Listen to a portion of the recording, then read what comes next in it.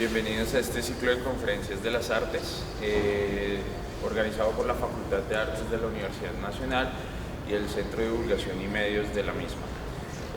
Hoy está con nosotros el arquitecto Hernando Baraya, arquitecto egresado de la Universidad Pontificia Javeriana, y entre sus estudios o entre su profesión aplica otra serie de estudios que uno cree que están alejados de la arquitectura, pero él nos va a explicar cómo entrelaza sus conocimientos con su profesión de fondo. Bienvenidos, muchas gracias por su asistencia. Okay. Bueno, me pidieron que hablara con el micrófono de tal manera que pueden grabar. Bueno, primero que todo, saber cuántos de ustedes supieron o conocieron la obra de Herbert Baruch antes de esta reunión. Al señor. Ok. Bueno, maravilloso. En los libros, ya. Bueno, sí, yo me he llevado esa sorpresa cuando en nuestra época, yo me gradué en el 86 debió ser más o menos. Herbert Baruch estaba en el apogeo de su carrera, una cosa impresionante, y digamos que estaban en ese momento Salmona y Herbert, ¿no? Los dos estaban, Salmona ya un gran maestro, debía tener cerca de 60, algo así, Herbert tenía 30 y tantos, ¿no? Y hay una anécdota al final de su vida en 1988, porque él nace en el 53, se muere en el 90, entonces en el 88, su última aparición pública es una comida que hacen en la casa de Jaime Salcedo y de Marta de Salcedo, donde están invitados Salmón, Alberto Saldarriaga, Ramón Gutiérrez, estaba también en la crítica de arte argentina, en este momento Marina Weissman, estaban varios invitados a esa reunión, y cuentan que durante la comida fueron puras pullas entre Salmona y Herbert, porque los dos tenían un temperamento impresionante, ¿no? Entonces, cuando Herbert muere, hablo con su esposa, o sea, después contaremos pues, todo ese momento, hablo con su esposa y le digo, oye, si en algún momento alguien quiere hacer un libro sobre la vida y obra de Herbert, a mí me gustaría apoyar, o sea, él había sido profesor mío en Taller 3, y pues ahí seguimos con una amistad, ¿no? Y entonces, ok, pasaron 2 años, y llamé a Ana y le dije, oye Ana, ¿qué onda? ¿Cómo va? Alguien se acercó para hacer un libro sobre la obra de él, y me dijo, no, nadie. Le dije, ok, bueno, entonces yo lo voy a hacer. Y me dice ella, ¿y la plata? Le dije, por eso no se preocupe, que eso no hay. Entonces, acá, y bueno, pasaron 25 años, 26 años, hasta que finalmente salió el libro en la Bienal del 2018, ¿no? Para la Bienal del 2018. Entonces, ¿qué tuvo Herbert de relevante, digamos, en los años 80, principalmente en la sabana de Bogotá? Él muere unos 3 años después o 2 años después de esa fotografía de un cáncer en la cabeza, ¿no? Entonces se lo consumió y él murió de 37 años, ¿ya? Súper sardino, ¿ya? Entonces él está ahí en la Floresta 3, en la fotografía en el 84, 4 años después, ¿ya? Entonces él era Herbert. El libro, digamos, los principales que participaron y que apoyaron en eso fue Antonio Castañeda, que se encargó de la fotografía, Germán Franco, que hizo todos los planos que los levantamos como estudiantes de los Andes, de la Nacional y de la Javeriana, fueron las 3 universidades que apoyaron, no las universidades, los estudiantes, ¿no? Apoyaron a levantar todas las obras, porque cuando empezamos cuando salió una revista Proa, en este momento no me acuerdo el nombre, ya se me olvidan varias cosas de eso, yo empecé a ver la revista y empecé a ver los planos que estaban publicados en la revista Proa, y dije, qué raro, si Herbert era tan buen arquitecto, ¿por qué tan feitos estos planos? O sea, arquitectónicamente no tenían nada interesante, y ahí es cuando me vengo a enterar que él iba haciendo las cosas en la obra. Las plantas eran rigurosas, pero las fachadas las iba montando a medida que iba desarrollándose el proyecto. Entonces, vamos a ver una imagen de una específicamente donde tú ves el plano que presentó o a los clientes, que le presentaba a los clientes, o publicó en la revista Proa, y lo que realmente construyó, que es una gran diferencia, ¿no?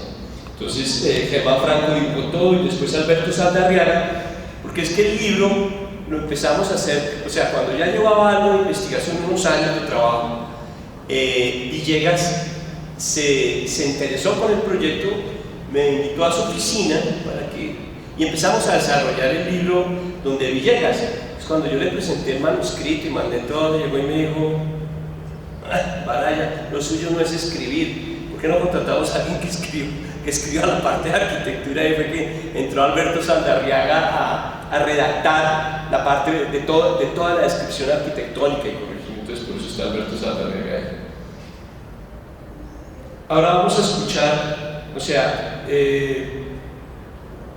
un escrito de la hija de Herbert. O sea, Herbert muere en 37 y luego al final de la conferencia vamos a ver, los hijos ya pasaron esa edad. Entonces, esto es algo que escribió la hija de él para el libro. Desde las brumas de otro mundo me parece ver lo vulnerable del olvido, sonriendo al vernos tratar de aclarar su compleja personalidad, fruto de un cuento fantástico, resultado de una imaginación desbordante y de un espíritu frío. Aunque de aquí y de otros relatos se escapen retazos de su historia, creo que el lector debe aceptar, como lo acepto yo hoy y como seguramente lo habría deseado él, no entenderlo todo.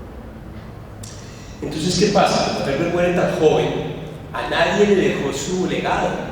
Fue muy difícil empezar a descubrir los principios de la arquitectura de él, porque solo dejó la revista Proa, y quizás porque ya sabía que algo le pasaba y aceptó publicar algo en la revista Proa. Entonces, el complejo hombre Herbert Walsh, el temperamento algo paradójico de Herbert, se ponía de presente la diferencia en el modo de explicar sus proyectos. A sus estudiantes, amigos o clientes, la forma de explicar a sus estudiantes, otra forma de explicar los proyectos a sus amigos y otra forma de explicar a sus clientes. Me acuerdo la primera, cuando llegué, Herbert era una cuchilla en la universidad. Me acuerdo que estaba en mi semestre, las calificaciones, no sé si actualmente sigan de 1 a 5, o yo no sé si llegaron a 10, actualmente son hasta 5 o hasta 10, hasta 5, el que sacaba 3,5, una cosa así que era apenas para pasar, estaba súper bien. Entonces me acuerdo que en esa época sacar algo más era casi imposible. Entonces ya hubo una exposición de arquitectos, de alumnos de arquitectos de toda la universidad, en una vez allá en la universidad. Entonces cada profesor tenía que escoger un estudiante para exponer, y entonces me puso 3,6, o sea, 3,5 era la nota de todos, entonces me puso 3,6 para que fuera la exposición. Esa fue la máxima nota que tuve en ese momento y que teníamos. Entonces, cuando empiezo a investigar, y teníamos ese profesor súper riguroso, apasionado por lo que hacía, lo que nos enseñaba, pero era una cuchilla. Y de pronto me voy a una comida con uno de los clientes y empiezan a hablar de lo cariñoso, de lo simpático, de lo querido. Yo empecé a mirar así, será el mismo profesor del que yo conocía. Entonces empecé a darme cuenta la vida quizás de los arquitectos, que una cosa es con sus clientes, otra cosa es con sus alumnos, otra cosa es con sus amigos, ¿no? Entonces, la forma de explicar sus proyectos a sus estudiantes, a sus amigos o clientes. Su interés era de hacer entender la arquitectura a cada uno a un nivel diferente.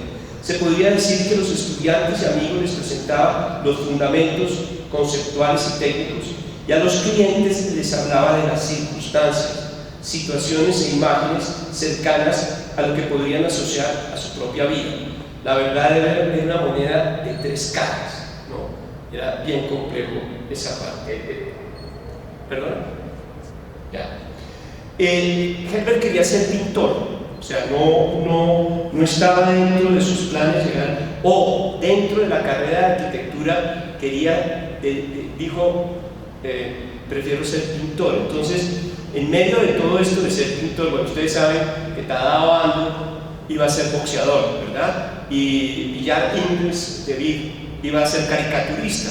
Entonces Herbert quería ser pintor. Esta exposición aquí es una exposición que presentan en la Fundación Gilbert de las Artes Avendaño en 1976. ¿Y por qué pongo estos dos dibujos de Herbert? Porque si ustedes ven, en ese año él está fotografiando, hace unos retratos como de hombres, pero les está saliendo algo de la cabeza a todos. Y él muere de eso unos años después. Es como premonitoria esa exposición. ¿Ya? Estas imágenes que estoy mostrando acá es porque él tenía un lápiz maravilloso, o sea, la forma de expresar sus proyectos era lindísimo, o sea, era un genio con el lápiz, unas perspectivas, una cosa. Y acá en los cuadros lo que estamos viendo es cómo hacía un análisis de los bocetos después del cuadro que iba a pintar, o en acrílico o después en acuarela, cuando ya tuvo mucho trabajo. Cuando no tenía tanto trabajo como arquitecto hacía en acrílico, pero ya después empezó a hacer acuarelas y él viajaba por toda Colombia, paraba con su jeep en alguna parte y dibujaba una acuarela de algún rancho, de alguna cosa, o cuando presentaba los concursos los presentaba en acuarela, porque era lo que ya estaba manejando, ¿no? Entonces acá están los estudios de bocetos de los dibujos que él tenía, ¿no? Entonces simplemente lo que estamos viendo es como una aproximación al lápiz de él, al trazado, ¿no? Esto como, ahí está el testimonio, ¿sí? Yo no sé por qué aparecen unos, ahí se ve 2.8, Concha Adriana 2.8, Corredor Ángela 2.1, 2.7, 1.6, 3.4, 3.2.4, 3.1, 3. Se fijan que nadie sacaba de 3.5. O sea, si yo tuve 3.6, imagínense la notaza que tenía.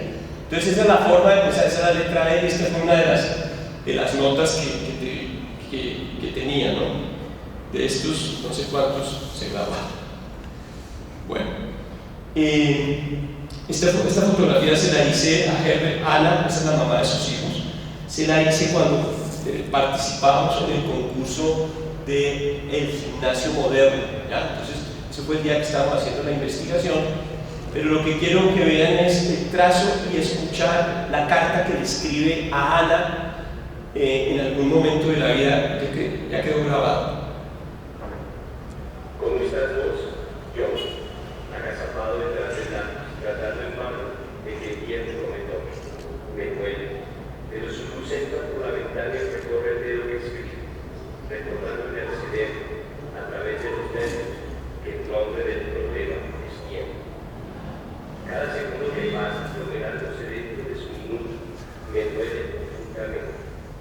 Un dolor que no es en mi pecho ni en mi estómago, ni en parte alguna, sino un mareo que vomita puntillas y pedazos de vidrio dentro y fuera de él, hasta lo que te rodea y se va en fracciones. Tengo dolor de tiempo, tengo dolor de espacio. Si la dimensión que compartimos es tiempo y espacio, la distancia acerca cada minuto al infinito y el infinito le acerca a la locura. Locura que me agazaja hasta convertirme en feto o cartón de bachiller. Entonces, escribo un feto que le huye al minuto y al volumen de espacio, vacío de voz, pensando que si la vida son esas dos cosas, mi vida sos vos. Te amo, tu diferencia.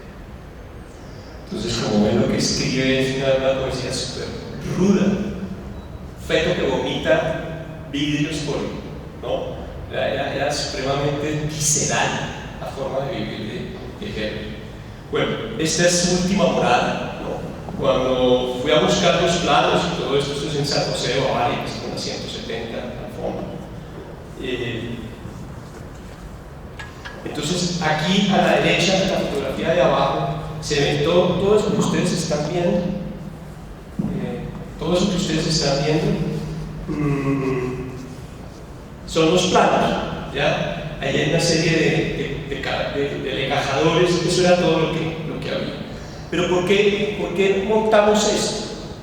Cuando yo empiezo a hacer la investigación del libro de arquitectura, estaba enfocado en la arquitectura, pero de pronto empiezo a descubrir al hombre, ¿ya? a ver cómo se rodeaba el hombre. No sé si ustedes saben la historia del pintor Luis Caballero. ¿Conocen a Luis Caballero, el pintor de los desnudos de hombre? La historia de cómo llegó a eso. Él vivía en París y su amante muere, ¿okay? Entonces él deja el cadáver de su amante por 3 días en la casa y comienza a dibujar el cuerpo de su amante hasta que los vecinos, por el olor, se dan cuenta que algo pasaba en ese apartamento y entraron y estaba el cadáver de su amante. Entonces viene todo ese trabajo de Luis Caballero, que es maravilloso.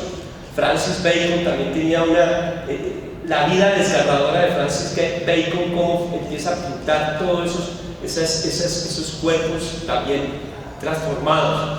Entonces, ¿por qué traigo las imágenes de la casa de Herbert? Porque de alguna manera ustedes pueden tener una aproximación al ser humano. Porque ¿quién es el que hace la arquitectura? No es el arquitecto. El arquitecto es un título. El que hace la arquitectura es el ser humano. Y de acuerdo a las experiencias que nosotros hemos tenido, tú las aplicas a la obra. Entonces esta era, digamos, cómo se rodeaba, los colores que usaba en su casa. Este era el hall, ¿no? Unos colores naranja, violeta, las máscaras, ¿no? Esa era la forma como él iba viviendo. Entonces, como para que nos empecemos a conocer un poco de la vida. Hay una anécdota de una de las casas que vamos a ver de las primeras, de un señor de la familia Fajardo. Este señor Fajardo, o sea, la mayoría de los clientes que contrataron a Herbert eran primero muy jóvenes. Hay clientes que tenían 27 años cuando lo contrataron a él. ¿Qué muchachos de 27 años pueden pagar un arquitecto un lote y una construcción? Hay gente que tiene poder adquisitivo bastante alto. Entonces, estos señores también eran una gente muy elegante, etcétera, todo lo que quieran, y estaban en un turco, en un club de Bogotá súper exclusivo, y le dicen a otro arquitecto, le dicen, uno estaba del turco, y le dice a otro arquitecto que se llama Camilo Esguerra, oiga, dígame cuál es el mejor arquitecto de casas de Bogotá. Le dijo, mire, en este momento el mejor es Barish, ubíquenlo. Entonces consiguieron a Herbert, y entonces este señor, un señor elegantísimo, de club, etcétera, Herbert lo cita a su oficina, y resulta que su oficina era un bar.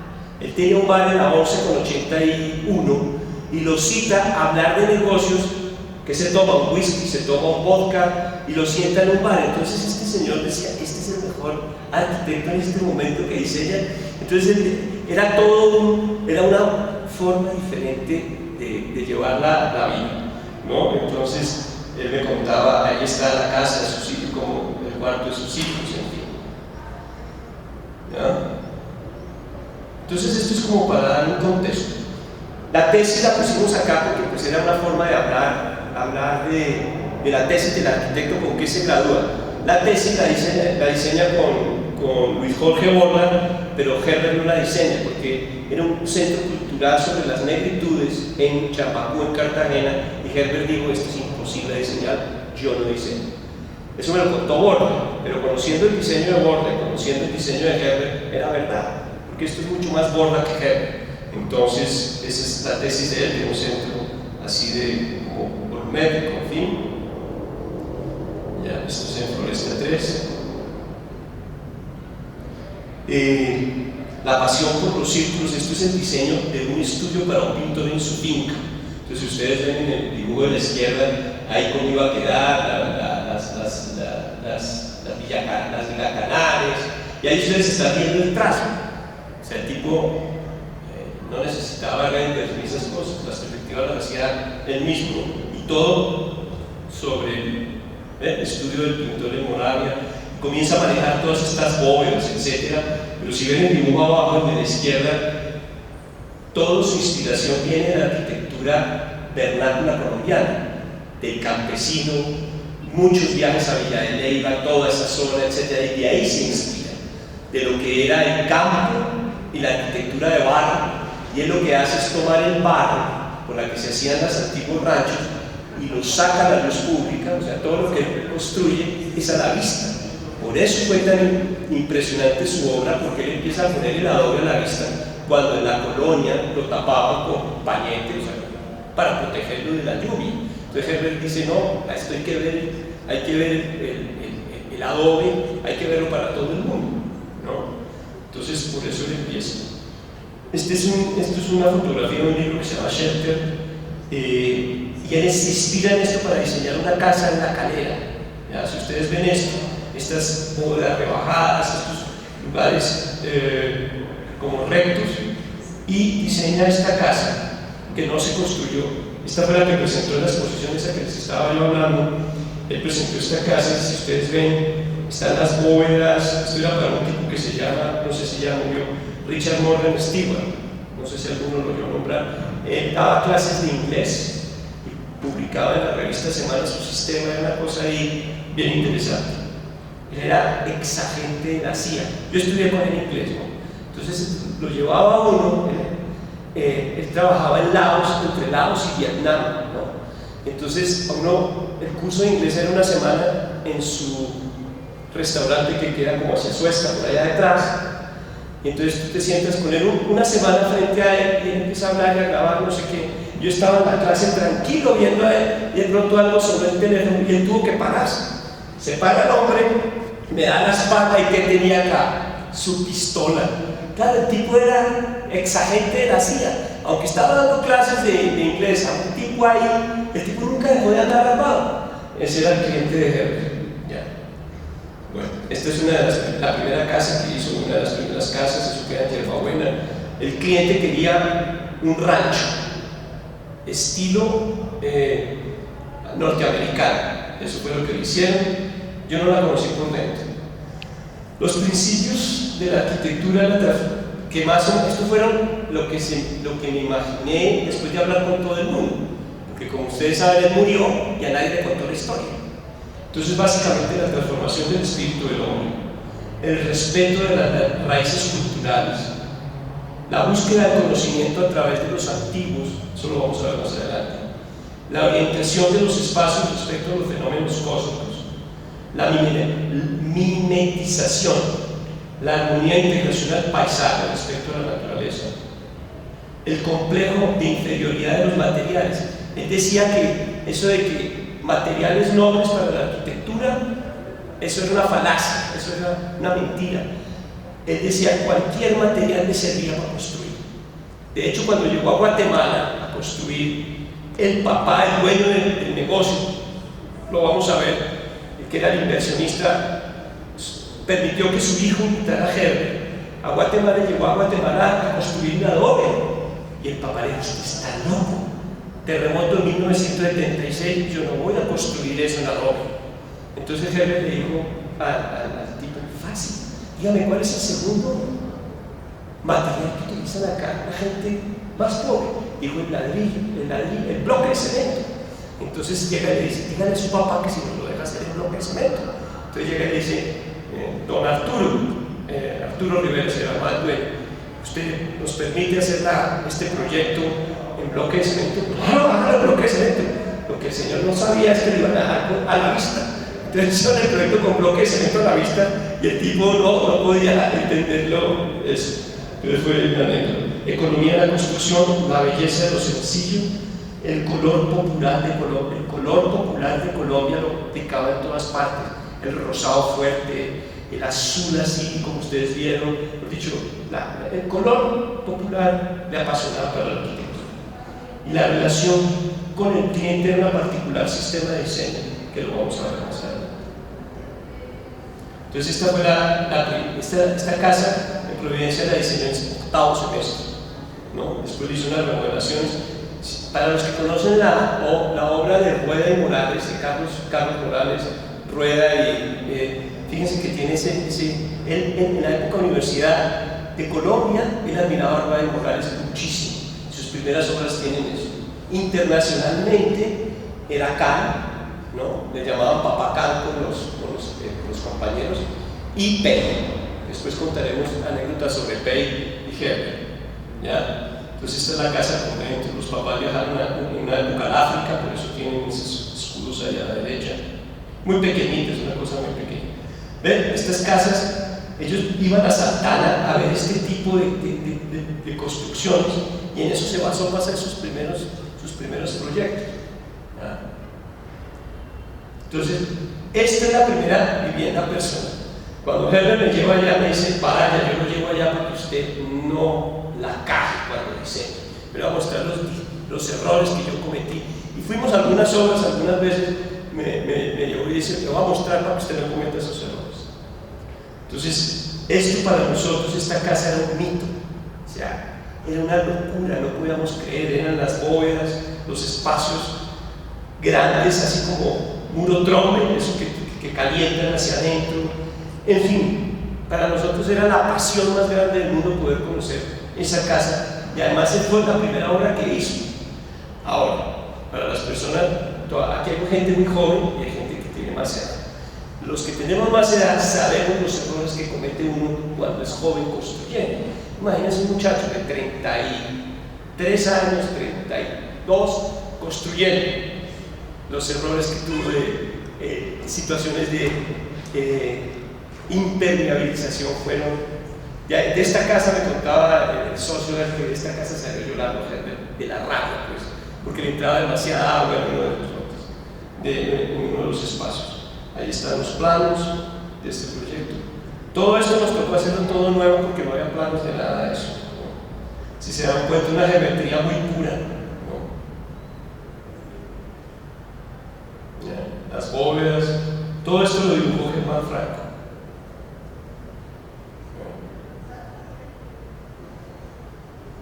Él quería ser pintor, por eso tenía su estudio de pintura ahí.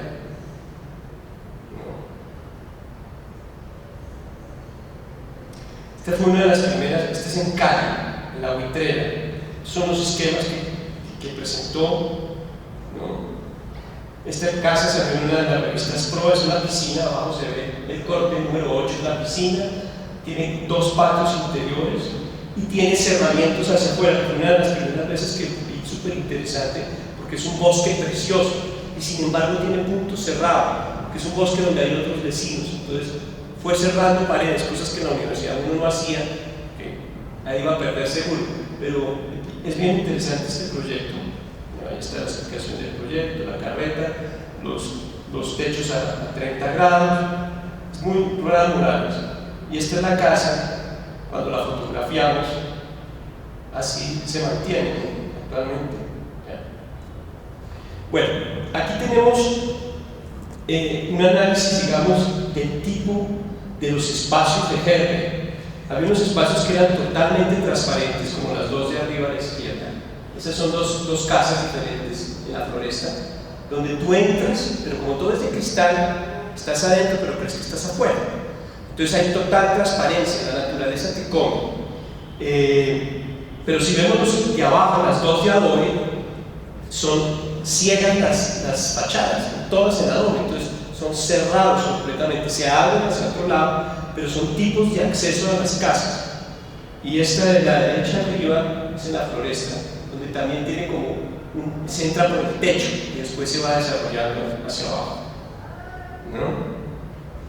Ahí tenemos los espacios que son la Casa de Peña en Fusagasugá y Floresta 6, que están totalmente enfocadas hacia la naturaleza. O sea, los espacios se dirigen siempre hacia la naturaleza. ¿Ya? Estos son los colores. O dejan el adobe, como en la fotografía de la izquierda, o empiezan a meterle colores como en Guatemala, si ven ahí en Guatemala los colores, o en Ubaté, ¿no? Entonces son los dos trabajos, estamos hablando de los años 80, ¿no? Floresta, dos casas para dos hermanos aficionados a la cocina.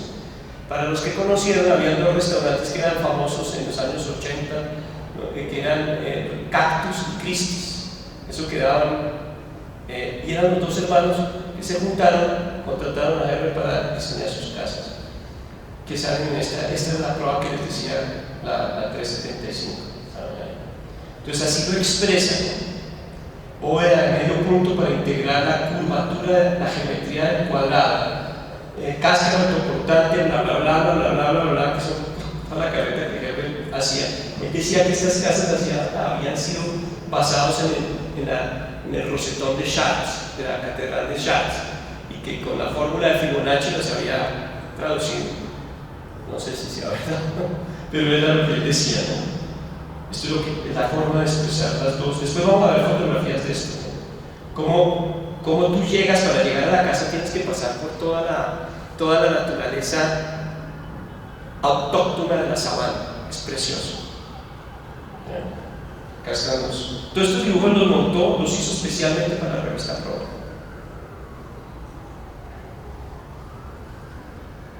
Esta es la planta. Y esto fue lo que nosotros hicimos ya haciendo el levantamiento de las casas. Y esa es la ubicación, una frente a la otra. Esta es una de las casas, la que quedó ahí, ¿no? Que está intacta, esa casa está intacta. Entonces así se entran las casas. Ya tú vas accediendo por toda la naturaleza. ¿Ya?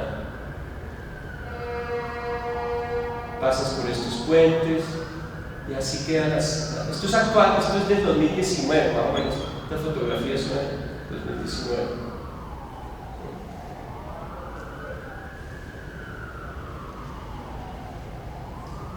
Los accesos que les estaba hablando en la otra fotografía. Cómo se ingresa a las casas. Esa almohada que está ahí a la derecha, estaba Antonio Castañeda tomando la fotografía y Antonio, está roto el piso, tiene un hueco, eso lo arreglan después con Photoshop. Digo, no, ¿cuál Photoshop? Tiró la almohada ahí para que no se viera el hueco en el piso. Esta es la Floresta 1. Entonces, lo que dice ahí, dice, Herbert era tan irreverente que las ventanas más grandes de mi casa están en el baño. Andrés, bueno, no sé si la alcanza a notar, sí, en la de la derecha ustedes ven la taza del baño. Entonces uno camina por fuera, ¿sí se alcanza a ver el reflejo un poquito? Él decía, era tan irreverente Herbert que me hizo las ventanas más grandes para el baño. Esto es en los años 80, imagínense, en 1982, si no estoy mal, 81. Era imposible de pensar eso, ¿no? Estas ya son las fotografías del libro que ya son más. Esto fue la visita que hicimos en el 2019 con algunos arquitectos. El del centro, que está al lado mío, a mano izquierda, es el constructor de la mayoría de las obras, que se llama Andrés Acuesta. Andrés contrató, cuando Andrés tenía 27 años, contrató a Herbert para diseñar su casa, que la vamos a ver ahora. Ahí mismo. Por eso es que aceptaban todas las locuras que Herbert hacía. Y ahí detrás está Lorenzo Fonseca, que es el fundador de la revista Proa. El de Barbas es otro arquitecto, de Germán, Nicolás Samper, que es nieto de Germán, sobrino. En fin, el de la derecha es uno de los que apoyó para hacer los dibujos de los planos de los levantamientos cuando era estudiante del primer semestre en la Javeriana. Cuando llegamos a esta casa, yo esperé 30 años para este día, que no conocía, algunas casas no las conocía. Entonces, Floresta 3, esta es la que le digo de Andrés Acuesta, que contrató a Herbert cuando tenía 27 años, es esta casa. Una casa relativamente grande. Ahí está, si ustedes ven el temperamento de Herbert ahí en esa fotografía que toma Ignacio Gómez Pulido, hablándole a un maestro, era una cuchilla, descendiente de alemanes, austriacos, perdón, pero el papá de él es súper estricto. Aquí están los planos de la Floresta 3. Los dibujos de Samper, de la visita. Ahí estamos a la entrada de la casa. Y esta es la casa como está actualmente. No, esta es una del libro. Esta es como está actualmente. Todo en Adobe a la vista. Eso fue el primer proyecto de Adobe a la vista, que fue una locura. O sea, 1983 es esta casa. Los techos. Esto, como les decía, que él estudiaba las culturas ancestrales, esto es en Guatemala. Entonces está la cultura del templo de Uxmal, ¿ya?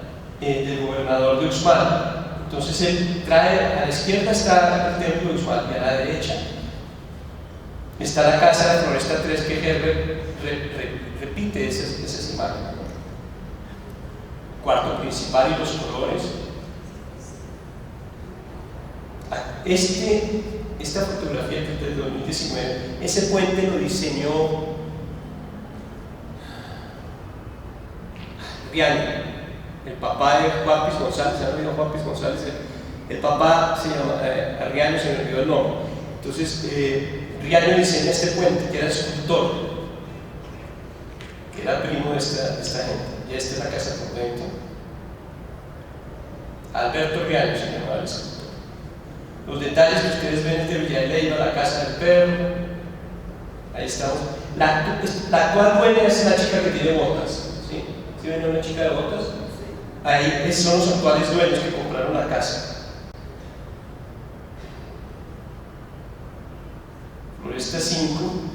Floresta 5 a cuesta le vende la mitad del lote a uno de sus mejores amigos del colegio.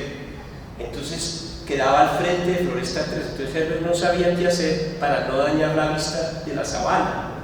Y él ahí la oculta, o sea, hace por primera vez techos totalmente planos. Entonces tú te parabas, ya no porque la vegetación creció mucho, pero en ese momento usted se paraba en la Floresta 3 y solamente se veían los techos planos en ladrillo, pero no sabías qué pasaba ahí, era precioso. Entonces, y el tipo dijo, ¿cómo voy a hacer yo para que no se vea un bodrio, aunque era su propia arquitectura? Yo no me quiero tirar este primer proyecto, ¿no?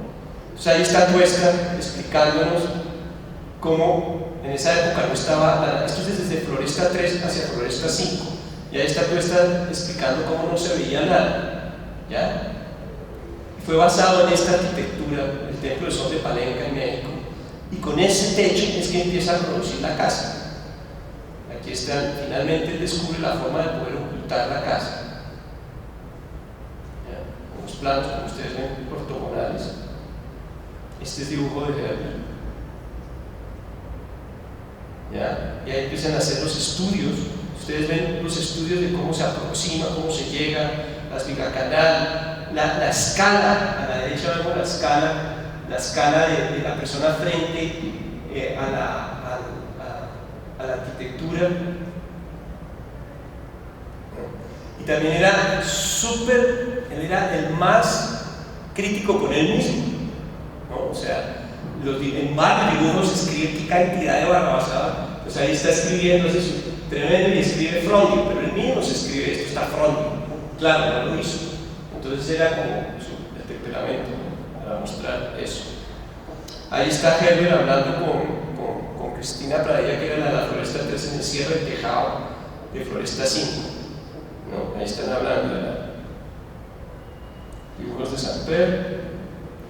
Esta es la casa que les digo, entonces todo plano, todos los techos planos, entonces la camufló la casa para que no saliera de la vegetación. Actualmente esto ya es a la altura de la entrada de la plaza. Entonces esto eran las cruces de esa época. Por dentro, la sala, de noche los espacios, que son majestuosos por doble altura. Así es, de día acercarse a estas fotografías después. Ahí se ve una piedra. Fallaron en el estudio de suelos y le salió una piedra, y la piedra quedó adentro del baño. Entonces usted entra al baño, tiene una piedra más o menos que llega casi hasta ese parlante. La dejaron adentro del baño, no le pusieron dinamita ni nada. Entonces tú entras al baño por la piedra, es muy bonito. Ahí está la entrada del baño, y la piedra en toda la mitad del baño. Estas son fotografías actuales del actual dueño. Floresta 6. Esta casa es de Luis Fernando Orozco, que era el ingeniero de estudio de suelos. Entonces, que también la vendió. Ya muchos han pasado los clientes. Ya están los estudios de la casa. El dibujito de la izquierda abajo es para mostrar que la casa, la medida y cómo se entra al espacio. Se entra por el techo, la casa se entra por arriba. Hay una anécdota de que él tuvo que pedirle, el dueño de la casa tuvo que pedir plata prestada a Luis Carlos Sarmiento Angulo, ¿no? Entonces le explicó el proyecto, entonces Sarmiento Angulo le dijo, oiga, yo necesito ir a conocer una casa que se entra por los techos, como así, y le prestó la plata para hacer la casa. Entonces, más o menos así. Si ustedes ven los dibujos, la casa rosa tiene una expresión muy bonita. Y estos son los planos que nosotros hicimos.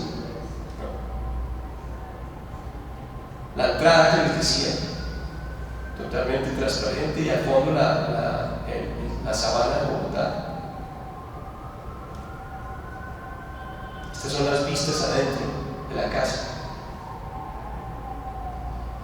El comedor, los accesos, esto que ustedes ven, como círculos. Él compraba los ladrillos en Cogua, consiguió un chircano, un señor que se dedicó a hacerle los ladrillos. Entonces las columnas que vamos a ver más adelante y algunos remates, él mandaba, se le llamaban roscones, ya, tomaba como un roscón, entonces lo partía a la mitad. Entonces, ¿qué hacía? Con la filosofía de economizar costos, entonces el mismo ladrillo era el encofrado de las columnas. Entonces hacía los roscones, ponía las varillas de acero, de hierro, tejidas, metía el concreto, pero era el ladrillo el que abrazaba las columnas. Entonces acá lo que ustedes están viendo son unas vigacanales que están también decoradas con estos ladrillos hechos en Cogua a mano. O sea, todos estos ladrillos eran traídos de Cogua, chircanes de Cogua. Aquí es la actual dueña a mano izquierda, y a la derecha está Andrés Atuesta hablando con ella, porque tenía un poco de problemas que pasaban en las obras que tienen, y él está explicando cómo arregló en su casa algunos problemas ahí de la casa.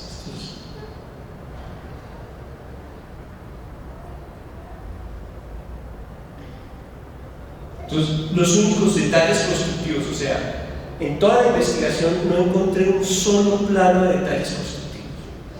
Este plano existió porque unos clientes lo contrataron a él, y resulta que él ya estaba enfermo, ¿ya? Y los tipos no le querían pagar a él hasta que no entregara los planos constructivos. Nunca hizo planos constructivos de detalles. Ahí está el hierro, el cemento, el concreto. Entonces a él le tocó hacer estos planos para que le pagara el tipo, porque el tipo no le quería pagar si no le entregaba detalles. Esa casa nunca se construyó, era un estudio de un pintor. Ahí está Herbert en Viena en 1961. Esta es la última casa que se construyó, la Alborada Floresta 7. Todo esto que hemos visto es de acá de la sabana. Esta casa, él ya había muerto cuando se construyó. Entonces tenía que pasar a Floresta 6, por eso se llama Floresta 7. Pasaban a ver los detalles de Floresta 6 con el maestro para poder construir, porque él ya había muerto, ¿no? Y la casa tiene unas cosas ahí como extrañas, después lo vamos a ver, pero pues ya había muerto y tenía unos planos. No, es esta casa. Tiene unas cosas que ahí no son muy entendibles, aunque sí. Está la geometría de Herbert. La dueña vive actualmente ahí, muy querida, también de la Floresta de la Sabana. Pero todo esto pasaban con el maestro a ver las casas de al lado. Por ejemplo, eso que ustedes ven, esas columnas, esas cosas así, tan extrañas, yo no creo que Herbert hubiera hecho eso. Y recordemos que él tenía 35 años cuando diseñó esto, 36, era un niño. Cuando yo empecé, o sea, yo empecé a hacer el libro de 27 años, y Herbert debía tener 37, 38, ¿no? O sea, entonces yo lo miraba, él era 10 años mayor, o sea, ahora tendría 71. Y yo lo miraba así. De pronto empezó a pasar la investigación, y un día dije, wow, tengo 37, estoy de la misma edad. Entonces decía, ahora, ¿cómo pensaría? Yo hoy en día tengo más de 30 años más, entonces yo digo, ya no lo veo como el gran, ¿no? Sino que fue el maestro en ese momento, pero como que hay mucho cambio de pensamiento a la aproximación de la obra. Por eso ahí hay cosas que no deberían haber pasado, ¿no? Que esto está en Cogua. Si ustedes ven la camiseta dice Colombia, la pasión de la bandera de Colombia, los colores, todo lo que tuviera que ver con el país. Y eso tiene mucho que ver con un profesor que tuvo, se llamaba Enrique Gutiérrez, en la Javeriana, que fue el que le enseñó toda la pasión por los patios, los materiales autóctonos, etc. Y también, si pensamos que su familia, su padre venía de Austria, de Alemania, ellos también son muy apasionados de su propia patria, y eso se lo pasaron a él y a su familia, ¿no? Esta es la bomba de la autopista, ¿no? que es para los papás de la casa Floresta 3. Eso es como que todo era como una familia, un amigo le dice al otro, el otro le dice al otro. Actualmente, si ustedes pasan por ahí, está súper deteriorado, ¿no? Los planos que presentó.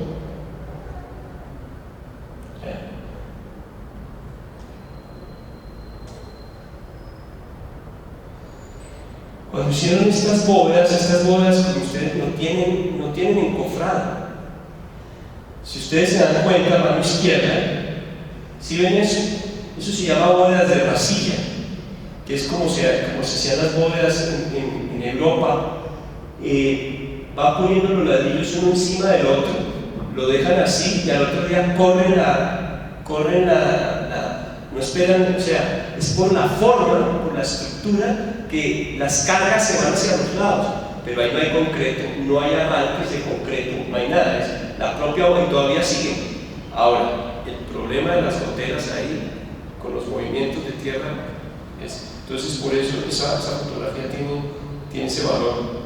Y ahí están las bóvedas que no son de medio punto, pero no, los detalles. Esos son los tensores, eso que vende rojo, es el tensor para que no se abra la bóveda.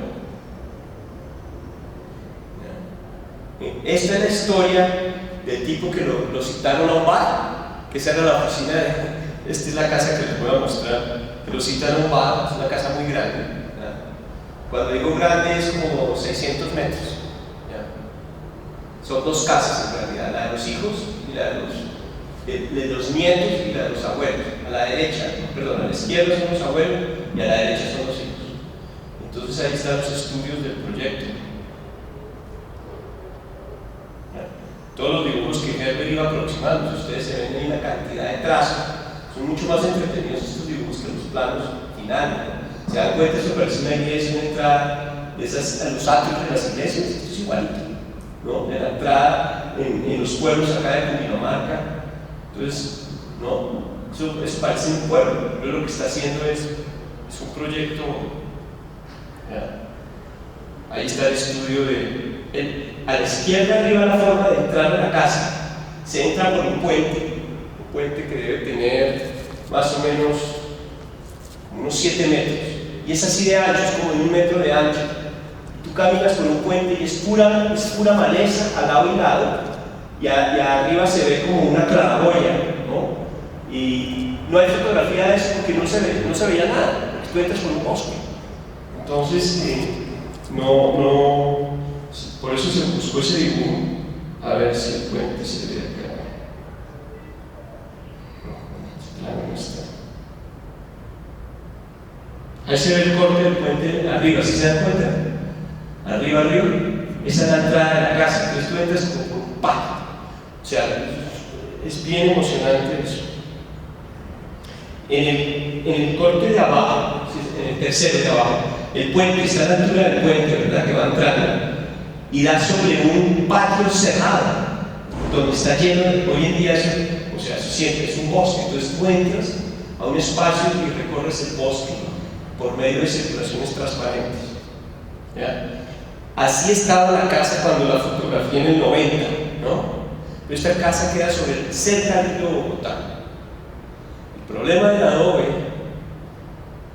es que cuando llueve, el viento, entonces esta casa todos los años tenían que meterle, de esa época, como $1 millón de pesos, eso año 86, 87, 88, todos los años meter $1 millón de pesos en Sica. Los dueños se aburrieron y la dejaron así, ¿ya? Entonces la pañetaron y la pintaron de verde, porque se cansaron de estar impermeabilizando el adobe. Yo no la conocía así. Cuando Castañeda me trajo unas fotos, yo no podía creer. ¿Qué pasó? No, la pañetaron toda. No puede ser, la pañetaron. Pero era demasiado dinero que se perdía en eso. Estas son las columnas que les digo. Este es el lado de los hijos, de los nietos. Hay un puente allá arriba, si se dan cuenta el puente, ¿no? Ustedes pasan por un puente hacia un cuarto arriba. Y todas estas columnas son las que hacía este artesano de Córdoba para la llena de concreto y así sostiene la casa. Es precioso, esas columnas son muy bonitas. Atrás se ve el comedor, se dan cuenta que es un atrio, que está como un atrio de iglesia para entrar al comedor. Entonces empieza a adaptar esa arquitectura antigua a proyectos modernos. Esto es en Ubaté. Cuentan que la casa es como la hizo en el 85 y hizo la casa como si fuera para sus padres, ¿no? Si ven el dibujo de la izquierda abajo, eso representó en proa, ¿ya? Cuando yo vi ese dibujo en proa, es cuando yo dije, qué raro, si Herbert era tan buen arquitecto. Y el de la derecha es la realidad. Hay alta diferencia entre esta ventanita de ahí cuadrada a la derecha con esa totalmente es un plano totalmente 50% luz, 50% sombra, llamémoslo así. Entonces, a raíz de este plano fue que generó que teníamos que levantar todos los planos. Contratan unos artesanos de la laguna de Tota para que tejan las esteras. Eso es testera, pero en vez de hacer pedacitos, los contratan para que hagan metros y metros. Esta casa es con teja de asbesto cemento antes de que se supiera que era café. Teja térmica, antes de que se supiera que era cancerígeno. Entonces él seguía utilizando los materiales más simples para hacer los proyectos. Esta también fue vendida y la dueña actual vive ahí y está muy feliz en ese proyecto. Acá está con el caballero que viene ahí con Herbert, es el maestro que le hacía los adobes. Muchos años después lo conocí y cuando yo construí la casa para mi familia también en adobe, ¿ya? Entonces lo contacté a él y él lo llevé a la casa a ver si servía la tierra. Y él cogió, si ven la uña de la mano izquierda, vean al lado del pie roja, la mano derecha, o sea, el largo de la uña. Entonces él llegó, cogió, metió la mano en la tierra, cogió la tierra en la uña, hizo así, doctor, esta tierra sirve. Y así fue que hicimos. Entonces él era, cuando yo lo conocí de 84 años en el año, cuando hice ese proyecto, en el 88, ya tenía 84, o sea que seguro que debió morir. Y acá está haciendo los adobes, ahí está Herbert al fondo viendo el proceso, como lo hacían en la colonia. Tajo de trigo picado, arena, barro y los toros dando vueltas, ¿no? Ahí haciendo adobe por adobe. Entonces era un artesano, era una recuperación de toda la cultura nuestra campesina llevada a la arquitectura. Y así quedó ese proyecto. Esa es la teja pintada de negro, por supuesto. La fachada que les decía, que quedó 50% luz, 50% sombra, vistas de la casa, los colores, ¿no? Una casa pequeñísima. Esta casa, los espacios de Herbert todos eran de 440 de ancho, dependiendo del tamaño, porque era lo más mínimo que podían hacer. La cama tiene 2, más un metro para circular, ahí van 3.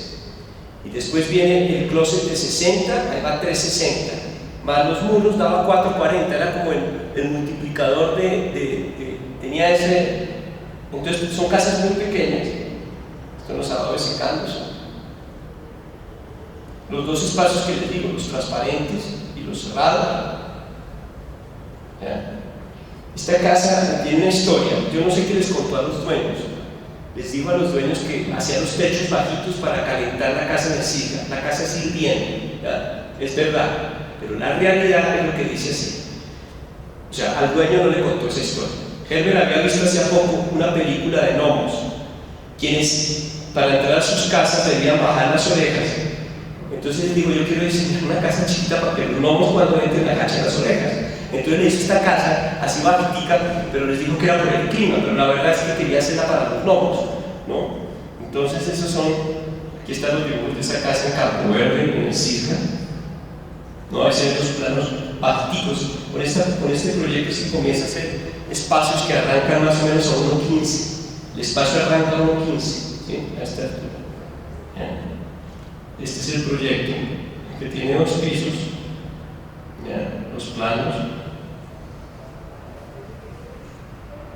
los cortes.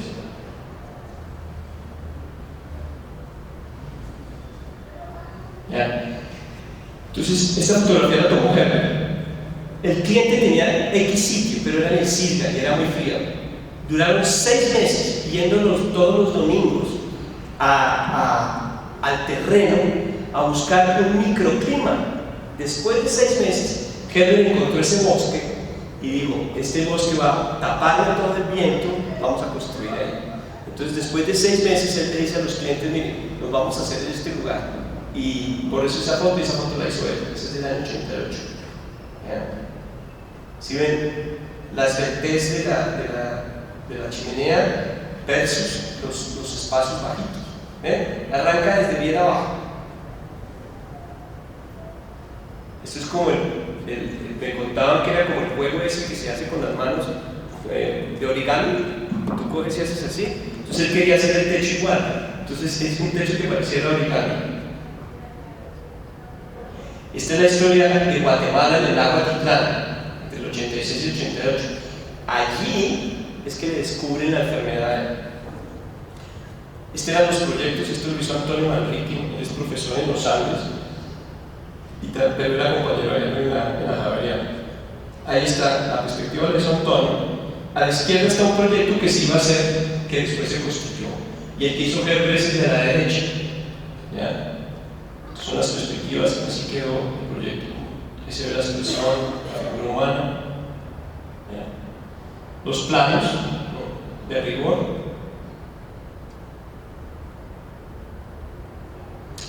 La maqueta la hicieron en Colombia, la hicieron en Bogotá y se la llevaron para mostrar cómo se debía montar. Y abajo hicieron una maqueta 1 a 1 mientras él estaba de vacaciones para enseñarle a los maestros cómo pegar los ladrillos y en qué forma.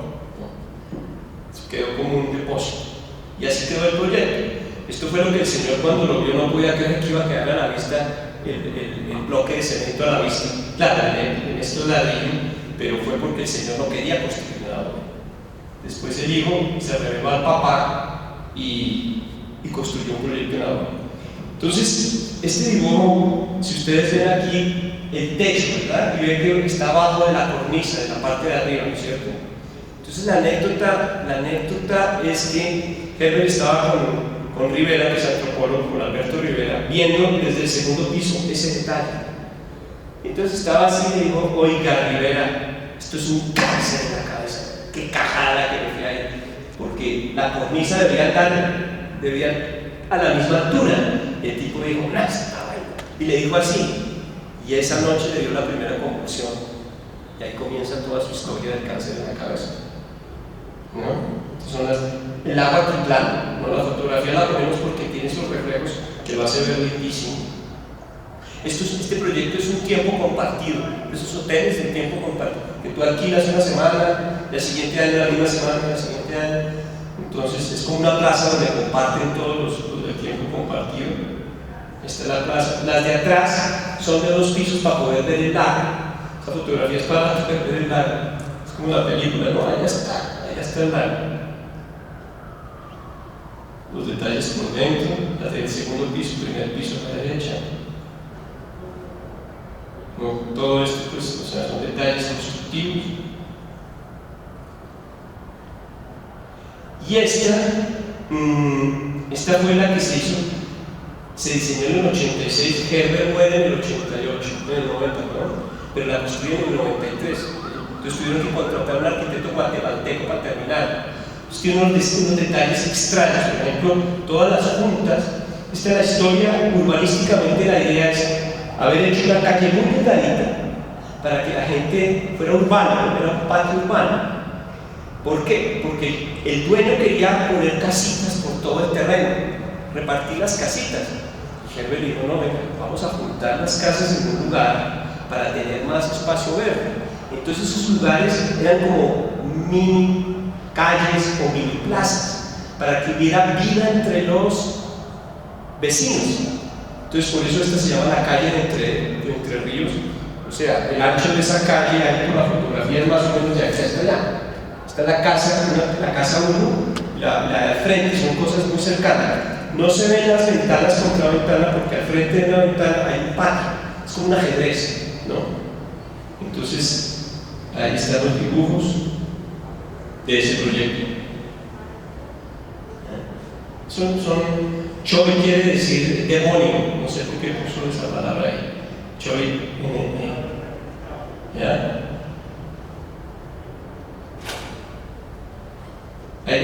planos el ajedrez, ¿no? Se ven las bóvedas, sí, no, entonces por eso no hay certidumbres.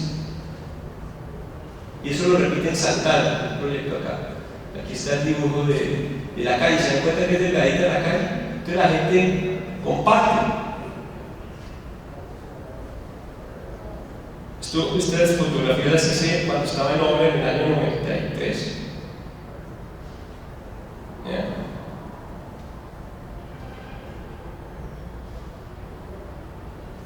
Y así quedó. Eso después, esta fotografía las hizo Castañeda. Después, la calle por dentro, etc. Esto es muy bonito. Esta historia esto es sobre el río Magdalena. Uno de los mejores amigos desde el colegio me dice que le haga un rancho. O sea, no era una casa, sino que hiciera un rancho. Entonces ellos viajaron allá para hablar con los maestros y le dijeron: necesito que usted construya como construían los indígenas. Ustedes imagínense que son indios. Entonces, aquí no tenemos planos, pero son 3 cuadrados de 6x6, donde el primer cuadrado es una vivienda, en el centro un patio de 6x6, y esto es como un bohío, pero cuadrado, de 6x6 que da sobre el río Magdalena. Ese puente ahí lo mandó a hacer el Pepe para decirle a todas las noviecitas que invitaba allá, les decía, ¿cómo es que decía el nombre? Las probaba. Entonces, aviéntese, mamita, le decía así para que se tirara al río Magdalena. Nosotros ahora vamos a ver una fotografía que nos costó un trabajo, porque nos tocó las cámaras de este tamaño con las que estaba filmando, ¿no? Para fotografiar, subirlo en una barquita así de delgada y cruzar el río Magdalena para tomar una pinche fotografía así de grande. Pero se fue toda la tarde para hacer una fotografía para poder ver de qué se trataba. Vamos a ver si lo tengo acá. Esto es por dentro. Fíjense que tiene toda artesanía. Es totalmente... Estos son los bohíos que quedaron así. No sé si en el libro está la fotografía, pero la voy a montar la próxima. La historia de esto es que, ¿qué es lo que a mí me impresionó? Imagínate tú admirando a tu famoso profesor, que era un turco, y te vas a ver, y resulta que es un rancho.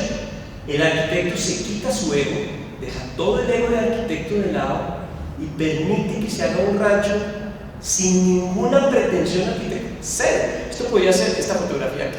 Puede ser fotografía en cualquier pueblo de Colombia de tierra caliente, con palma, el nombre de la palma en este momento se me va, pero totalmente natural, y resulta que lo había hecho el famoso arquitecto.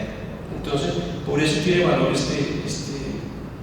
luego este edificio ya él tiene fama, o sea, ya en esta época a él lo expulsan de la Javeriana, lo expulsan en el año 84, si no estoy mal, ¿ya? A él lo echan porque está saliendo con una alumna y le dijo a Ana, que es la mamá de sus hijos, dijo: el cura se enteró que yo estoy de novio suyo, eso me va a echar acá de la facultad. Y dicho y hecho, lo echaron de la facultad y ya tenía mucho trabajo. Entonces aquí para este edificio ya tiene inversionistas que lo contratan. Entonces este es en 85 arriba a la séptima, ahora lo van a ver, es fácil de ubicar, ¿ya? Esto es lo único que él dejó. Son pocas fotografías. Él se iba a quedar con los pagos de los honorarios, era uno de los apartamentos con bóveda, pero le tocó vender. Ese edificio ahí del 85, en el 85 Concepto diseñó ese edificio. Uno de esos era las bóvedas, le tocó venderlo porque ya estaba enfermo y tenía que irse para algún lugar a vivir.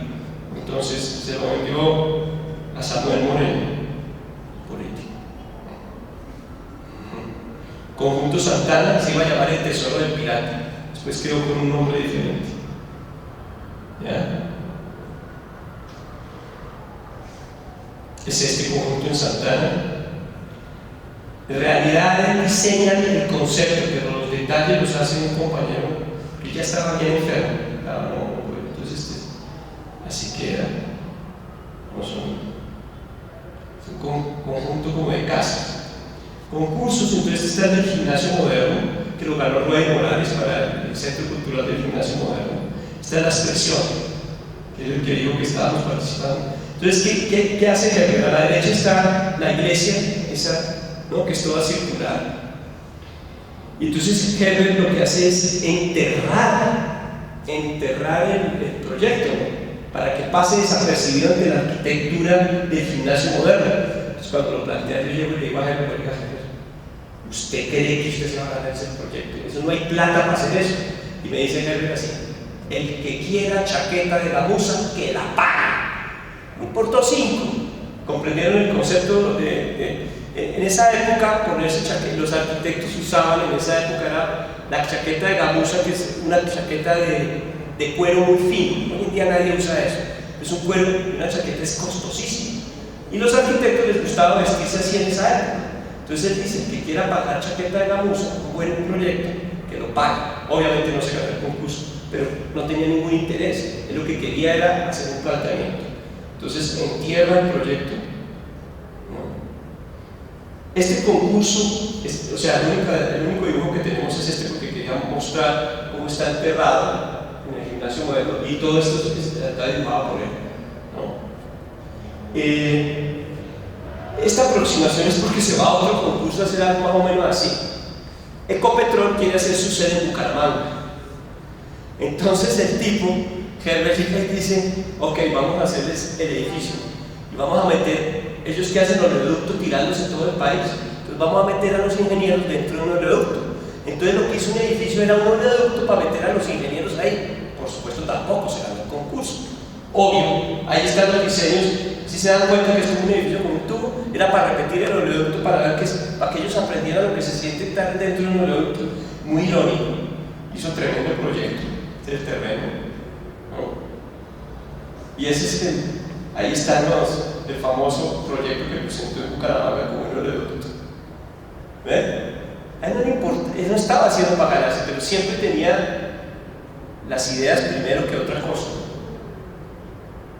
Las perspectivas.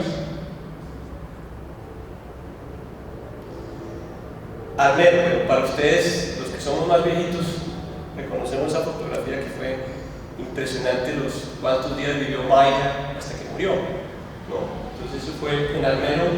Después, esa fotografía fue cuando ella murió. Entonces tenían que hacer un parque, una reconstrucción de Armero, etc. Y este es el proyecto Parque de la Esperanza, se llama. Entonces él presenta esto. Como anécdota, él lo que hace es conservar todas las fachadas que existieran, las dejaba en su sitio, y en el pueblo dejaba todo parque. Lo que hubiera sobrevivido lo repetía como fachadas falsas, era como un gran teatro, ¿no? Ese era el planteamiento. Y las viviendas los hizo en otro lugar, que eran estos edificios grandes. Si ustedes ven la foto aquí, si ven a la derecha, que parece como fachadas, era como un teatro que se iba a hacer, ¿ya? Un parque central con un monumento. De esto solo hay planos, ¿no? Esto ya es de los últimos proyectos. Este tampoco se construyó, 7 cueros en Chía. Esta geometría, esto me contaba uno de los alumnos cercanos, que eran bien amigos. Si ustedes se dan cuenta, no tiene algún sabor a algún arquitecto famoso. Ahí tiene la influencia de Bota, pero no porque es que empiezan a hablar. Bota, ¿no? Mario Bota está en este momento, año 82, está en el furor en el mundo. Entonces empieza un amigo a decir: hombre, mire, ahora estamos más racionalistas, hay que empezar y empieza a cambiar un poco su geometría. Esto no está basado en la arquitectura de Villa de Leyva y nuestra arquitectura de los campos. Esto tiene otro tipo de geometría. Entonces está basado más en esa geometría que está empezando a manejar Bota, ¿no? Son otro tipo de cosas también con arranques, pero es como un proyecto, un experimento, ¿no? Ahí están los planos. Así quedó. Si se dan cuenta, abajo a la derecha, él hace por fuera de la bóveda, lo que va a hacer es como una gran escalinata, pero de matas, ¿no? Y es un proyecto pequeñísimo, parece una iglesia. Se dan cuenta que es una cruz con caminos, etc. O sea, aquí lo que hay que ver es, yo pensando en esta conferencia hace unos días, cuando asisto, digamos que la generación mía, los compañeros que estábamos en la universidad somos del mismo curso, es Daniel Bonilla, Giancarlo Massanti, esa es nuestra generación. Cuando yo asisto a una conferencia o vamos a una de ellos, en una conferencia de estas presentan 4 proyectos, a veces 5, acá estamos viendo 17. Por eso vamos a una velocidad, porque es la vida de un arquitecto. Entonces por eso vamos a esa velocidad, porque ellos cuando van a hacer una presentación escogen algunos de los últimos proyectos y lo presentan. Pero acá estamos mostrando toda la vida de un arquitecto, son muchos proyectos. ¿Bien? Ahí está. Este es otro para Mateo, tampoco se construyó. Entonces si se dan cuenta empiezan a haber historias. O sea, siempre hay una historia detrás de cada proyecto. Esa historia no necesariamente la tiene que conocer el cliente. Esa historia la conocíamos los alumnos o los amigos. Y hay unas historias, yo no sé, en una época, bueno, aquí no hay, invitaron, aquí hubo un congreso y asistieron Peter Eisman, estaba Manolo Núñez, Oriol Boigas, el arquitecto Álvaro César Vieira, en fin, estaban todos invitados, un congreso. Entonces el Peter Eisman estaba contando de un proyecto que él hizo, bla bla bla bla bla bla, con los clientes, y resulta que dentro de la filosofía de él salía una columna en la mitad de la cama y en la mitad de un comedor. O sea, la persona se sienta acá, está la mesa del comedor y atravesada una columna. Entonces el arquitecto, el Peter Eisman, les vende la idea que hay que dejar la columna en la mitad de la cama y también una columna en la mitad del comedor. Entonces Eisman lo que cuenta es que Eisman, se pronuncia Eisman, Peter Eisman, entonces dice que después los clientes lo invitaron un mes o 2 o 3 meses después a la casa a comer y le dijeron, usted no sabe, don Peter, bueno, esto es un poco más latino, ¿no? Pero más o menos así le dieron decir, don Peter, usted no sabe las fantasías sexuales que hemos podido desarrollar con esta columna en la cama. Entonces la historia cuando los arquitectos hacen cosas así como que, ¿no? Entonces se contaba Eisman cuando iba acá a Colombia. Bueno, el muro, este proyecto tampoco se construyó. Este es un diseño para unas sillas en el bar de N que tenía en la 81 conoce. Y ese es como los dibujos de él. Esta última parte que vamos a mostrar es la etapa de cultura, ¿ya? Entonces, él hacía 2 cosas. La fantasía de él era, o sea, los cuentos. Voy a leer acá una parte del libro, ¿ya? Para que conocieran un poco el temperamento de él. 1982. Con respecto al viaje a Nueva York, al regresar de nuestras vacaciones académicas, en una tarde tranquila y soleada, estábamos de pie mientras esperábamos para empezar la clase junto a otros alumnos y con profesores, alumnos y profesores. Con un cigarro en la mano, está Herbert, y me contó lo siguiente: fui a Nueva York porque durante el primer semestre me gané un concurso de un centro cultural en Centroamérica. Entre el jurado calificador estaba Peña, a quien había escrito antes para expresar mi admiración y compartirle algunas perspectivas, dibujos de las bóvedas de las casas Florestón Unidos para que las corrigiera, favor que me fue concedido. Herbert acompañaba su relato teatralmente, moviendo las manos como si estuviera haciendo la corrección sobre los planos. Entonces, me dije así: cuando Pei cae en cuenta que el Baruch que ganó el concurso del Centro Cultural es el mismo Baruch con el que había estado intercambiando correspondencia, me convida a visitarlo a Nueva York para mostrarle algunos proyectos. Cuando llegó, él tenía que ir a revisar un proyecto en Boston, la biblioteca pues, que estaba construyendo en ese momento. Por lo tanto, me invitó a que lo acompañara en su jet privado a ver la obra. Durante el vuelo, él iba corrigiendo los proyectos que le enviaban vía fax desde su oficina, entre ellos la pirámide de Louvre. Ahí termina la anécdota. Pasaron 10 años. Sobre el premio de este famoso concurso, le dijo a Ana un tiempo después, Ana su esposa, que el dinero ganado se lo había donado a las monjitas. ¿Ya? La verdad, nunca hubo tal concurso. Ni se escribió con Pei, ni lo conoció, y por lo tanto nunca viajaron en avión privado. Entonces, hay quienes dicen que se fue a visitar una novia. Eso es verdad, se fue a visitar una novia, entonces inventó todos esos cuentos. Entonces él se metía en unas historias. Yo por 20 años creí que él había ganado el concurso. Era amigo de Pei, los dos eran llaverío, pues.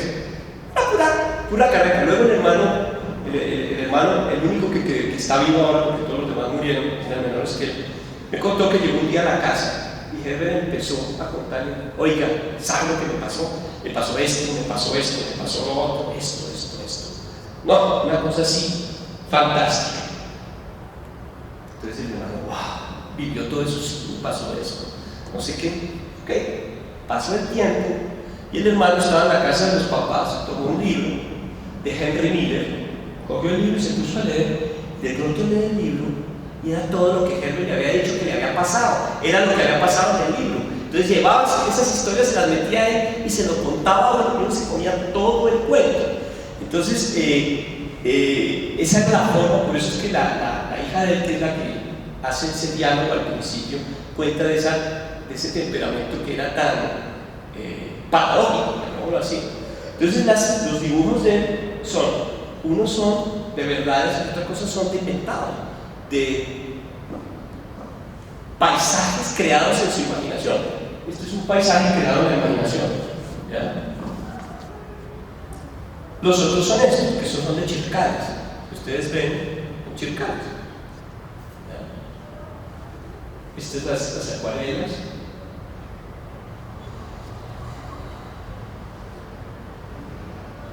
Chircales. Esta es la casa de los papás. No, este es un regalo que hace a sus hijos, Julián, María y Diego. Y estos son los hijos en el 2015. O sea, la mamá y los 3 hijos. El de la derecha es muy parecido al papá. Y bueno, esto es un interventivo que hice sobre la obra de Herbert. Y eso es todo. Entonces, preguntas que quieren, eso es lo que les traje a ustedes el día de hoy, sobre la vida de él. Yo no sé qué quieren saber, qué más. Tú estabas hablando de que íbamos a hablar de la parte del Feng Shui, la geología, etc. Lo que pasa es que en esa época, como vine a hablar de la obra de Herbert, no se conocía el Feng Shui, pero lo que sí hacía, lo que estábamos nosotros construyendo después de muchos años, es que ubicamos los proyectos que estamos hablando. Aquí Diego, que usted es egresado de acá de la Nacional, ¿verdad? Ok. Pero es profesor de la que fuimos a ver una casa y le estuve mostrando cómo toda la arquitectura está basada, todo el planeta está cuadriculado con una red energética que es la red Harman, tiene 2x30 por 2,50, y ubicamos los proyectos. Cuando se llega a los terrenos, nosotros levantamos la red Harman, ¿ya?, con radioestesia, con los que yo empecé hace 20 o 30 años, que fue en el año 80 y tantos, 90, no me acuerdo ya. Hoy en día, que se encargan de eso aquí, ya no trabajan con radioestesia, tienen unas máquinas alemanas que leen la red Harman.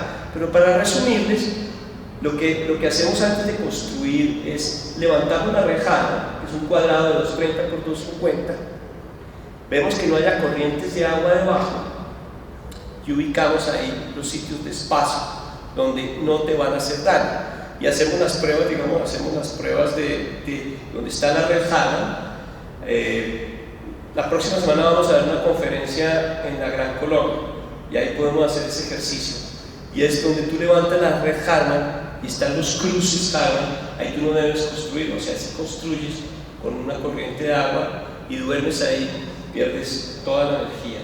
Entonces eso no lo enseñan en la universidad, y me estaba contando el profesor que tampoco lo enseña, pero eso era harina de otro costal. Yo venía a contarles todo lo de la obra de Herbert. El libro, como le digo, que está acá, está todo eso que está aquí, está acá en el libro. El libro lo sacamos gracias a Audus, en un sistema en el cual tú compras libro por libro. No hay que hacer 500 libros ni 200, tú vas a mandar, se llama libro por demanda, ¿ya? Entonces, resultó que cuando estuvimos en la Bienal y ganó el libro ganó el tercer lugar en el 2018, hicimos una comida, y de pronto en la comida estaba un compañero nuestro que es uno de los dueños de Auros. Dijo, oiga, Baraya, ¿por qué no sacamos el libro en Auros? Y yo me dije, ¿sí, fotocopia? Dije, ¿cómo así? Resulta que no es fotocopia, tiene un sistema que es, como ustedes pueden ver ahora, es de muy buena calidad, pero imprimen libro por libro. Entonces, a raíz de eso, pues que estamos acá promulgando, pues contando un poco la obra de Herbert Walcher. Entonces, yo no sé si tienen alguna pregunta, comentario, estamos abiertos, pero era esto lo que traíamos.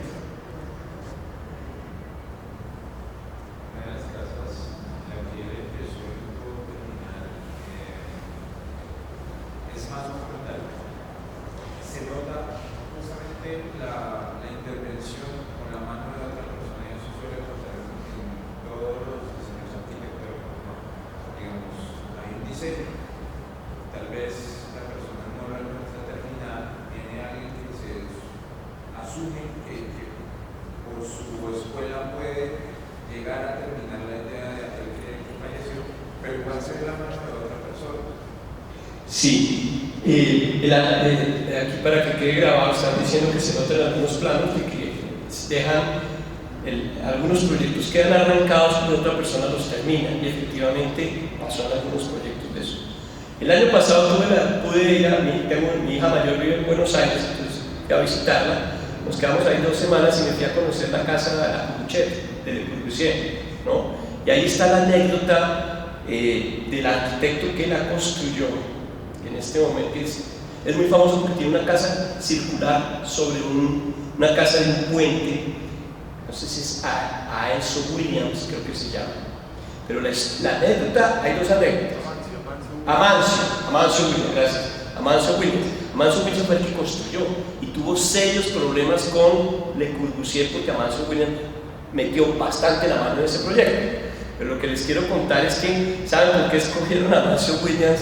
Le Corbusier escogieron a él porque era el primero en la lista de A, B, C, D, escogieron el que empezaba por A. Entonces resulta que Amancio Williams construyó esa casa era porque empezaba por A, pero la historia que contaban allá cuando tú visitas la casa es que él metió mucho la mano y tuvieron altas discusiones con Le Corbusier porque nunca llegó a Argentina y es uno de los 17 proyectos que son patrimonio mundial ese proyecto.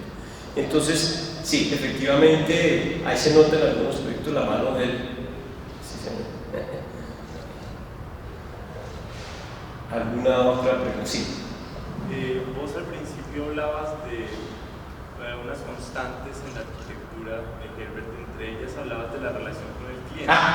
Buenísimo, yo no la hablé.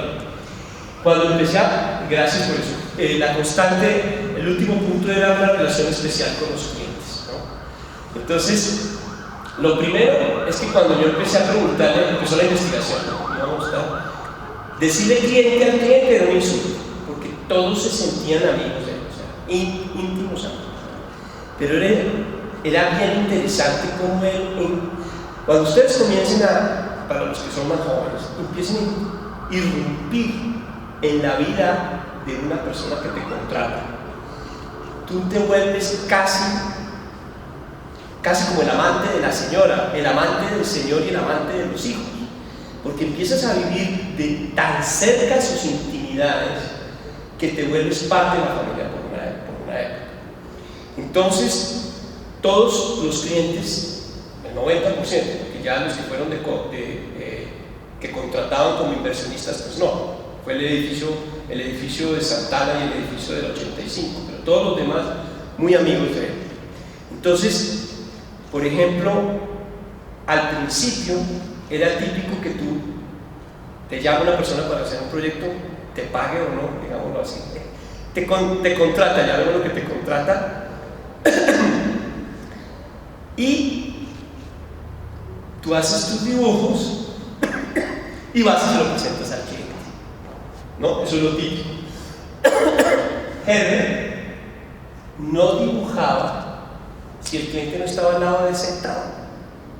Entonces, cuando llegué y tomé la libreta de apuntes, la libreta era como la del dentista: 3:30 Orozco, 5 Jaramillo, martes, el miércoles era Fajardo tal hora, Moreno tal hora.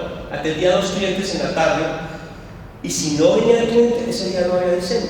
Entonces, una parte, imagínate, un arquitecto que diseña con el cliente al lado. El tipo tiene que ser un genio para poder tener al cliente sin joder, perdone la palabra, ¿sí? Pero esa era la forma en que él trabajaba con el cliente al lado. Eso llevaba a una relación supremamente profunda y cercana con los clientes. Ahora, no sé si los 2 clientes pueden ir a la oficina, o solo va la señora, o solo va el señor, ¿comprenden? Entonces eso llevaba a una relación supremamente íntima y, los clientes amaban, pero adoraban. No hay un solo cliente que haya hablado nada negativo de Herbert, que era un amor y una pasión después de una relación con él, muy cercana. Además, él hacía casas. Hoy en día hay varios clientes que no, hay arquitectos que por su nivel de trabajo y fama no diseñan casas, no diseñan casas, ¿no? Entonces, él se dedicaba principalmente a la vivienda. ¿Influían los clientes en el diseño o eran solamente...? No, muy buena pregunta. En la casa esa grande de Guaymaral hay un detalle que yo no hablé en la fotografía, pero alcanzaron a dar cuenta que tenía teja de barro. Es la única que tiene teja de barro porque la dueña dijo: yo quiero mi casa con teja de barro. Hasta ahí llegaba. Pero Herbert era tan inteligente que convencía al cliente de lo que fuera. O sea, lo convencía de lo que fuera. Tú hablas con los clientes. Me pasó con Atuesta, que fue a hablar ese día con unos alumnos y otros arquitectos. Empezó a contar una serie de historias que Herbert le contaba y no me quedaba callado porque sabía otras cosas, ¿no entiendes? El cliente siempre quedó con una historia y de esa historia era la pasión como pasó con Peter Eisenman cuando le construye la columna en la mitad de la cama, ¿no?